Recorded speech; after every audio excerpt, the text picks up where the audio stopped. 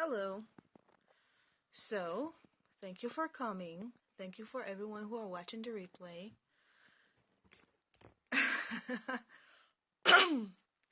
Yeah, we'll be waiting for more people to coming, and I hope you watched lesson number 1. If you didn't, it's okay. You can still watch it. Good to see you too, Robbie Liadi. I didn't hear where you're from in your scope, but I think I'm gonna follow you for a while. I'm good, thank you. Long time no see.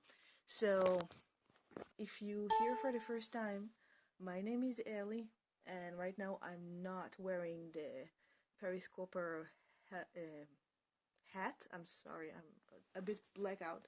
It's 2 a.m.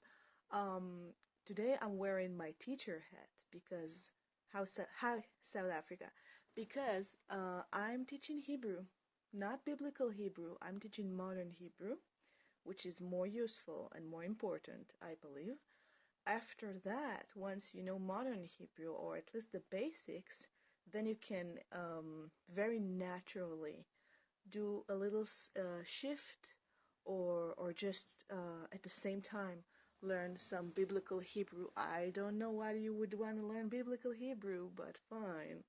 We don't use it, but yeah, I do understand. I'm kidding. You want to read the text, you want to understand better. So this lesson is actually very important for you if you are both interested in modern Hebrew and biblical Hebrew, because today we're going to talk about Hebrew being a Semitic language. What does it mean? And usually I have to say that usually according to the first lesson, I saw that it works wonderfully for me. I just block the comments usually when I teach, so I can focus more on teaching. And after a while, I just scope another Q&As that linked to the lesson. But right now, I think that I can manage both reading you your comments and teaching. So if anyone still has a question about the first lesson, please post it under my YouTube first lesson video. Sometimes, these days sometimes. So yeah, so go to my YouTube, Hebstars, Hebstars, exactly like this account's name, and there you can see lesson number 1. Okay, so you can post your questions. I'm gonna answer underneath. Okay, so now I'm gonna start. Hebrew as a Semitic language.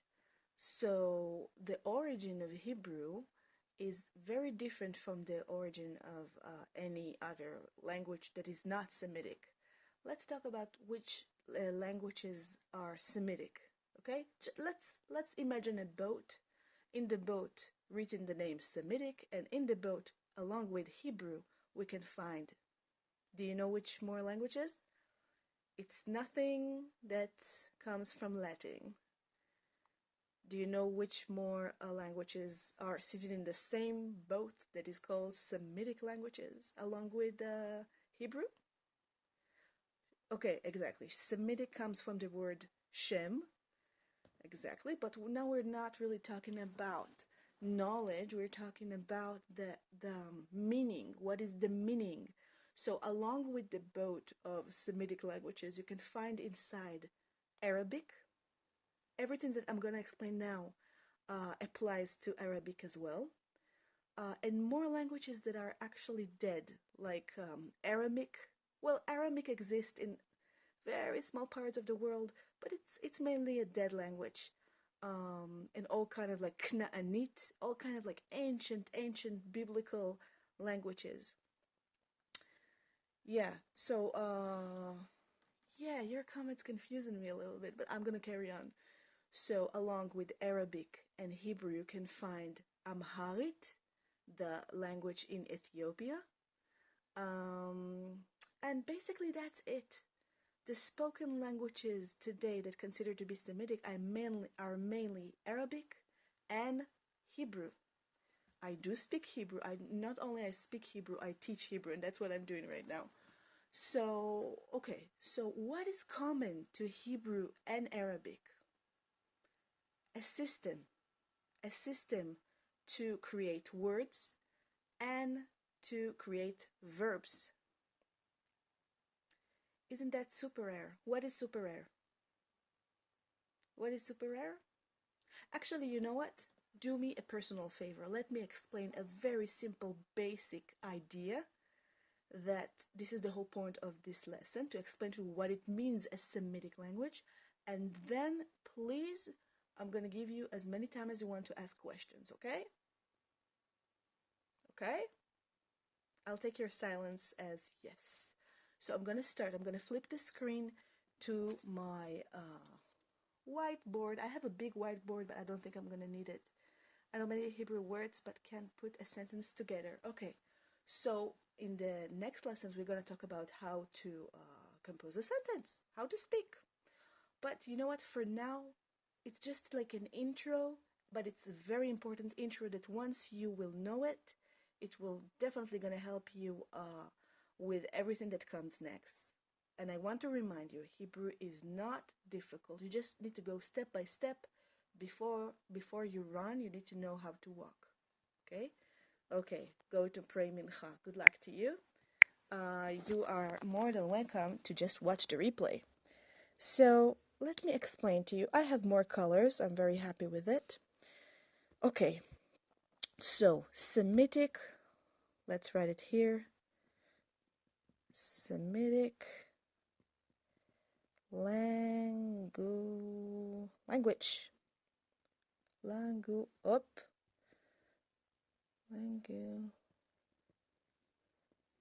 Right? If I have spelling mistakes, trust me, I usually don't have spelling mistakes.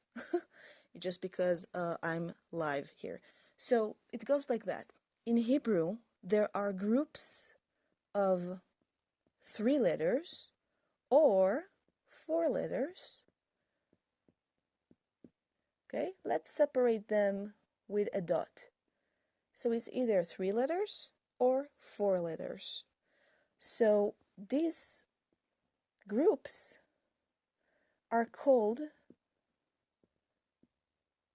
roots because words, families of words, are being created around the combination of these particular letters. For example, the world of food. No, I want to say mainly it's 3 letters, but sometimes you can find 4 letters. But let's take 3 letters as an example. So I'm going to take 3 letters in Hebrew. So you don't know, either you know the letters or not. Don't be scared of them. They're just shapes. Shapes with sounds, okay? This shape, letter, aka letter, makes the sounds of It depends on the vowel, right? It can be a, e, I, o, u, but mainly This letter makes the sounds of ch or k. It depends if I have a dot inside. And this letter makes the sounds of l. It's parallel to L, okay? So, whatever. Aleph, Chaf, Lamed, names of the letter, I don't really care. Combination of 3 letters, I'm just giving you an example, that got to do with the world of food. Okay? So the combination of these 3 particular letters, Aleph, Chaf, Lamed, creates the world of food. What does it mean? It means that I have so many words with different meaning that all of them are connected to food, to the world of food, that's gonna be written with the letters Aleph, Chaf, Lamed. For example, the noun eating. Let's see. Okay, I just wrote the letters. And let me show you the pattern, because in order to create words, I have roots plus sound patterns. So these sound patterns adds vowels, sometimes letter that got to do with vowel. For example, this dot and this letter creates the vowel of E. And this is another letter that helps the noun. Isn't eating a verb? Yes, so we're talking about Semitic language. We're talking about now the creation of words and verbs all together. So now we gave an example for a noun. This noun means eating. The main idea, the basic idea that I want you to get, that the Semitic language is got to do with combination of letters, mostly 3 letters, but sometimes 4, that this particular combination, this letter that comes before this letter, that comes before this letter, all together create worlds of meanings. And that's great. You know why? Because there are connections between the words. So this word was eating. Let's try the verb. Let's try a verb. So that was a noun, actually, the noun of eating. I'm busy with eating. Okay, that was an example. Let's take the infinitive. Infinitive means infinitive. You guys, just forgive me ahead if I have spelling mistakes. I'm just live scope, you know. So infinitive. Infinitive means to eat. To eat. So let's see how I compose it. So what you cannot guess right now is the sound pattern, and that's okay. But what you can guess, which makes it a Semitic language, you can guess the letters.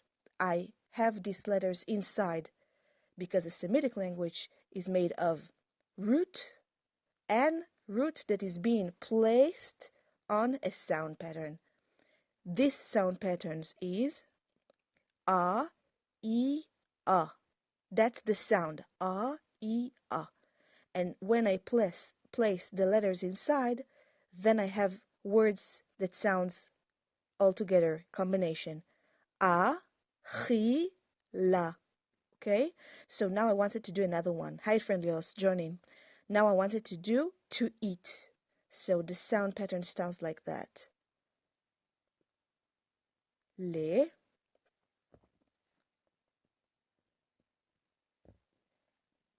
e,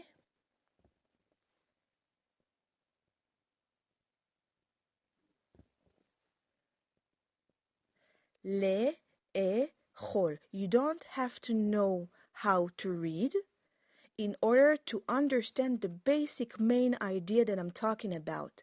Again, Semitic language is a language in which the words and verbs are composed, are made of, are created with combination of root, which means 3 letters or 4 letters that are being placed like Tetris. Remember the name Tetris? The game, sorry. In the game Tetris, you had shapes, right? For example, this shape going down to this kind of shape, and you have to match them. So in Hebrew, this shape, the shape that comes from above, will be the root of the word, and the bottom where the root goes into needs to fit perfectly will be the sound pattern. Sound pattern. If you ever learned Hebrew in your life, the sound pattern is being called binyanim. Binyan in Hebrew is a structure. Structure, okay? So I don't like the word binyan, which is a building or a structure, because it's just like unnecessary names. And sometimes students, advanced students for Hebrew, just know the words binyan, but they don't have the meaning. What is a binyan? Binyan is a sound pattern. The infinitive places them in different order. Of course, the order can definitely change. When we learn Hebrew later on, we actually learn the sound patterns. There's no word le'achila. No, there isn't. Okay, so what he just tried, I'm sorry, what is your name? For first time, I want to call you in your name. If you ever mention it, I'm sorry. Can you write the name again? We know when I'm teaching Hebrew, it's really important for me to use your names because it's weird for me to use your nicknames, which are mostly even difficult for pronounce. So anyway, Ayo something, just write me your name. he asked something. He just asked me, Gavin. Gavin? Okay. Well, call me by my Hebrew name Moshe. Okay, I'm gonna call you Moshe. So Moshe just said, hey, can't I just say, wah wah wah wah wah? Like he just invented, and that's okay. That means that he understands the basics. He just invented some kind of a sound pattern that does not exist. All kind of like, okay, no, no, no, no, no, no, no. I just invented something. But he did something that basically is correct because he was trying to just fit the letters inside. And you know what? Something like that. I just did a whole mess, but the main idea is correct. And the main idea, what I want you to take from this lesson is one thing. Sound pattern goes with root that fits inside, but I can never invent a sound pattern. So to answer your question, no, there is no sound pattern like that that goes with this root. Okay? And I want to give you another one. Let's give you another one. So we said eating and we said to eat. Let's try present tense. I'm eating. So I'm not going to write I'm, but I'm going to write eating. I'm going to write it in feminine because in Hebrew there is a difference in the verbs. The verbs get conjugation according to gender. It's not like English when you say I'm eating and no one knows what is your gender. In Hebrew it matters. So if I'm Eleanor, want to say I'm eating, you know what? I'm going to write the word. I'm going to write the word. I'm going to write it in black because it's irrelevant for our example. I'm going to write ah. If you know to read a little bit, it's going to help you. But mainly reading and writing, like in French, okay, thank you for the comment. Mainly reading and writing is not difficult at all. So if you don't know how to read and write, don't worry about it. Now it's just the intro for modern Hebrew. Ani means I'm. So I'm going to write I'm eating. So again, I'm using my 3 letters and I'm using them. Okay, you can watch the replay, and later on, if you have questions, you can just post it on my YouTube Hebstars channel. Thank you for being here. I'm eating. So again, the order matters. So if I have Aleph, this, and then this letter, and then this letter, mainly I'm going to use exactly like the order it says. This first, this second, and this third. Okay? Ani. So now I'm using number 1. And the pattern will go like that. O, E. Ani, can you show the pronoun symbols? You know what? Let's finish this example, and if you have any questions, I'm going to answer you. So I'm just going to write very quickly, I'm eating, in feminine, of course. And in green, you can see the sound pattern. And in red, you can see the root of the word,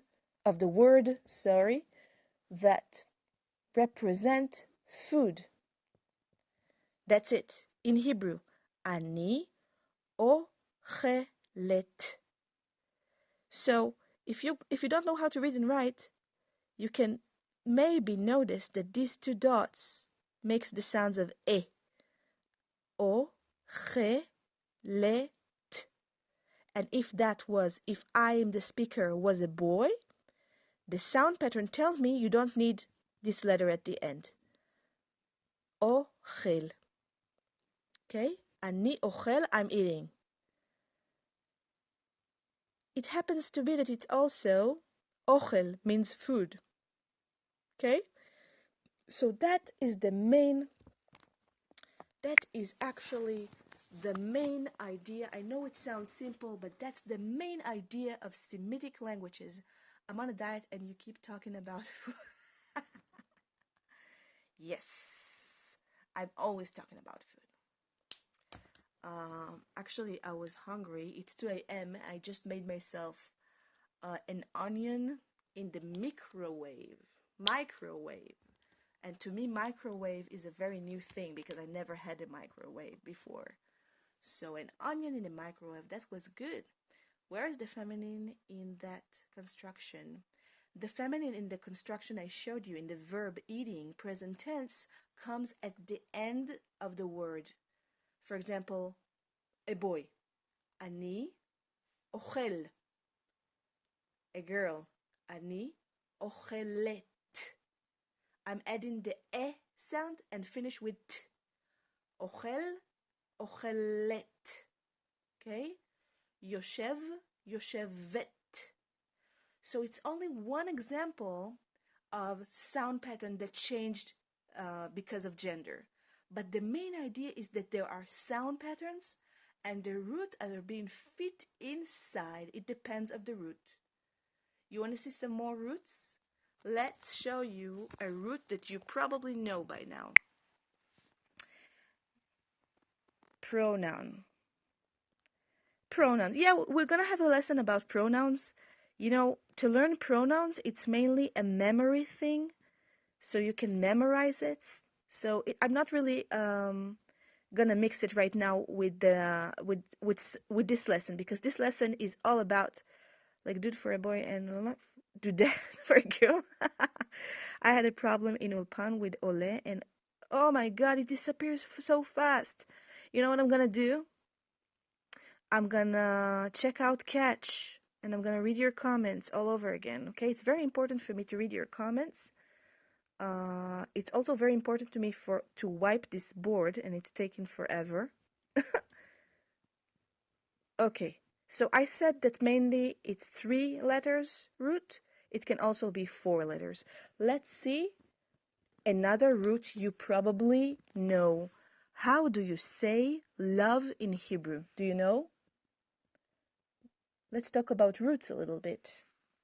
I am a Spanish teacher. Oh, what an honor to have another language teacher here. Thank you for being here. Hebrew is quite interesting, and I promised you last scope I'm really gonna make you love Hebrew. I'm gonna make you love Semitic languages because they have a very, very nice system, very simple system. Once you know the system, you can't go wrong. So I always hate when people are saying, oh, Hebrew is a difficult language, because it's not. Let's talk about the word love. If you ever heard it in the past, ahava, ahava, ahava, ahava, ahava. You're not mistaken. This line makes the sound of Ahava means in Hebrew love. Okay? So it means love. Let's say to love. Let's take the infinitive to love because that was a noun. Now I'm quizzing you. I'm doing you a test. I want you to help me find the root, which means the 3 letters or 4 letters that repeats the most. Le'ehov, to love. I'm going to take another one. I love, feminine. Okay, because we said that in verbs in Hebrew are being conjugated according to the gender. So it's going to be ani. I'm not going to write ani. I'm going to write love, feminine. O, he, vet. So I wrote 3 words in Hebrew that you might know or don't know. It doesn't matter. Now we're just talking about finding the root. 1, 2, 3. Ani ahava Israel. Okay, Malora did something really interesting. She used the noun ahava, I love Israel. But in Hebrew there is a difference. Oh, that's a very interesting point. Thank you for pointing it out, Malora. Love, you see how simple and sometimes plain English can be? Love, the noun, is exactly like love, the verb, and in Hebrew it's not like that. So you cannot say ani ahava, noun. Okay? you need to use this verb, this sound pattern of the verb. What's the closest language to Hebrew? Another Semitic language will be Arabic. I mean a modern Semitic language, because the other Semitic languages are kind of dead. They're very ancient and they're not being used anymore. So you know what, you guys, if you listened until now, I just wrote not a bunch, 3 words. Love, the noun. So you could read some Arabic. No, I can't. Different letters, but the same system. Semitic language goes around the same system to make words and verbs. This is the difference. This is exactly what this lesson is all about. So in Arabic, they also use roots. You understand when I say roots what I'm talking about? And sound patterns. And when you want to remember what is Semitic language, just think about the game, the Tetris game. Okay? A shape goes into another shape. So in Hebrew, in the Semitic language, this shape will be the root of the word, 1, 2, 3 letters, or sometimes combination of 4 letters. And what it goes into perfectly will be a sound pattern. So in Hebrew, all you need to learn in order to learn the verb system, for example, is just knowing the sound patterns. That's it. And which root goes to which sound pattern. Okay? So now, I gave you a task. Let's try to find the letters that repeat the most and to identify the rest, which means the sound patterns. It's time to add Hebrew keyboard, guys, to your phones. Let's get into classes. Okay, so now I'm going to take another color. Let's take red. So, this letter, as you can see, repeats also here and here. Now, it's very important, I told you, to keep the order straight. Keep the order straight, okay? So if I'm finding a letter, it can't be mixed with the other letter. It has to come according to order. So let's say that I gamble on this letter to be the first in my root that repeats itself. So let's see, I see it also here. I see it also here. Good chances that this is my letter, because this letter I don't see anymore. I don't see in other. This letter doesn't repeat here at all. So this can't be my letter. Okay? So I'm continuing. Let's see this. So I'm definitely seeing it here. I'm seeing it here. And I'm seeing it here. This letter I see here, but I don't see here. Also, the order, if that was part of my root, then now it comes after the aleph in one time, and here it comes after the hey. So it can't be my letter. Usually it's not how you find roots, but I just want you to go with it, through it with me, so you will understand what I'm actually looking for. I'm looking for the root for the world of love. The world of love. Because roots are a world of something. So let's see. Maybe it's this, number 3. Yes, I find it here, and I find it here. All the rest of the letters, and obviously the signs, which are the vowels, are part of the sound pattern. Okay? Which means that this noun, I'm just reading, I know it's difficult to read vowels, I'm just reading the vowels. Ah. Hey gives air to the end. It's like age that gives air. Okay, so that's a sound pattern. Ahava, I have another nouns that sounds like Okay?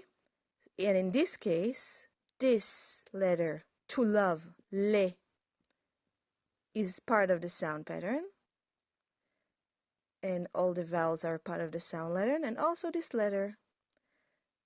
And this is the sound pattern of infinitive. Le, e, o. I have a bunch of these. And of course, this one also will be sound pattern. And tough, as I told you, et. Et. It's a suffix for feminine. So I actually found my root. My root is, let's erase the boxes and just write the root of love. Do you have moods in the Semitic language, like the subjective? Just a second, okay? So the root for the world of love is first this letter, then this letter. I just separate them with dot. I can separate them with anything. It's not a vowel. And this letter. So all of my words that I will want to create, that exist actually, I'm not creating words that aren't exist, gonna have inside of them aleph, then hey, then bet. Okay? And this is actually the basic of Semitic language. Okay, so if you understood this basic, everything else will fit in place for you. We're gonna learn the sound patterns step by step. The more text we're gonna go over, the more you will recognize roots, which means combination of letters, 3 or 4, that creates worlds of meanings. God, you're so cute, smart, and thank you. I will settle with you're a good teacher. Thank you. I really like to teach. Yeah, so this is what I do right now on Periscope. So I hope, where are you from, good teacher? I'm from Jerusalem, Israel, and it is at the moment 2:30 a.m. here in Jerusalem, Israel. Do you have any questions about Hebrew as a Semitic language? This is the time to ask your questions. Nice lesson. Thanks for Mexico City. Okay, thank you too. You are welcome to follow my Hebstars YouTube channel, where all my lessons will be. I really like this cute little whiteboard. This big one behind me is just too, I know, it's too big. Thank you from South Carolina. You're welcome. You're welcome. I really want you to learn. So if you have any more questions, then you can post them on my YouTube channel. So that's it. No one else? That's a good sign, actually. Theology, no, I don't teach theology. I just teach people who wants to speak modern Hebrew. Thank you for sharing your time and wisdom. Thank you. I wouldn't call it wisdom. It's my skill, but thank you so much. Will you ever give us homework, like learn alphabet by heart? Why not? I have a student that give me interesting ideas. If you were my teacher at school, I would have turned up more. Thank you. How old are you? That's a personal question. I'm 32 years old, but I'm teaching from a relatively young age. So thank you so much. I'm gonna let you some time to think about the material, and I'm gonna do a Q&As tomorrow, I think. Thank you so much. So I'm gonna do a Q&As tomorrow, and if you have any questions about this lesson or the previous lesson, and if you don't know what I'm talking about, go watch lesson number 1 on my YouTube channel. And if you have any questions about both of them, I can answer them tomorrow, especially just a special scope with Q&As about Hebrew. Actually, in general, even if you have like more advanced question, I'm gonna tell you when we're gonna get to them. Okay, so next lesson we're gonna talk about how to compose a sentence, how to start basic conversation in modern Hebrew. Next time. Good night. God, YouTube. What was that, a question? I just missed it. I'm sorry. I gotta go to sleep right now. It's 2 a.m. Thank you for watching. Bye for now. Oh, and do share, because I'm sure more people would want to learn free content. YouTube channel.